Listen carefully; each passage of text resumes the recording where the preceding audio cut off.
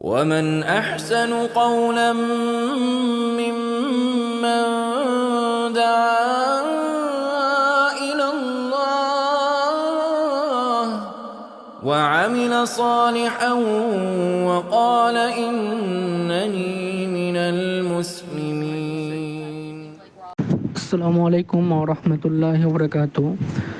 শাইখ, তওবা করার সঠিক পদ্ধতিটা কি? আর তওবা করার আগে 2 রাকাত নামাজ না পড়লে কি তওবা কবুল হয় না? এটা কতটুকু সত্য?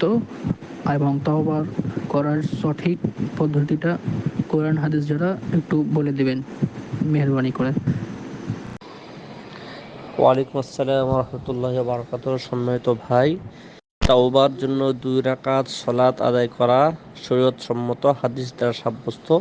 আল্লাহ রাসূল বলছে, যে কোনো ব্যক্তি কোনো পাপ করবে এরপর উত্তম রূপে উজু করবে, উজু করে 2 রাকাত সালাত আদায় করে আল্লাহর কাছে তওবা ইস্তেগফার ক্ষমা প্রার্থনা করবে, আল্লাহ তাআলা ক্ষমা করবেন। এই বিষয়ে রাসূল থেকে হাদিস রয়েছে। সুতরাং তওবার জন্য সালাত আদায় শরীয়ত সম্মত। তবে একটি গুরুত্বপূর্ণ বিষয়, সালাত আদায় না করলে আল্লাহ মাফ করবেন না, ক্ষমা করবেন না, এই কথাটি সঠিক নয়। সালাত তওবা ছাড়া সে যদি খাঁটি নিয়তে, খালিস নিয়তে তওবা করে, আল্লাহ তার তওবা কবুল করবেন ইনশাআল্লাহ। তওবা কবুলের জন্য যে শর্তগুলো রয়েছে, আল্লাহর হক হলে 3টি শর্ত, বান্দার হক হলে 4টি শর্ত।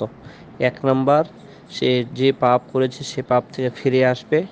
2 নাম্বার, সে পাপের জন্য সে অনুতপ্ত হবে। 3 নাম্বার, ভবিষ্যতে সে পাপ করবে না, এর জন্য দৃঢ় প্রত্যয় গ্রহণ করবে।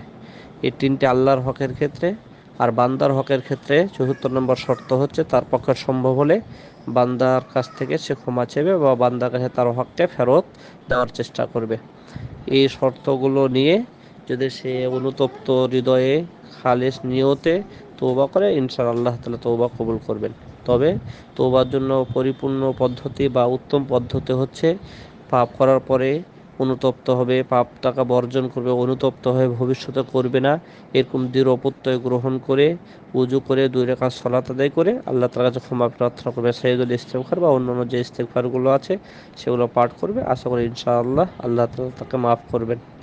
বারাকাল্লাহু ফিকুম ওয়া জাযাকুমুল্লাহু খাইরান জাযা।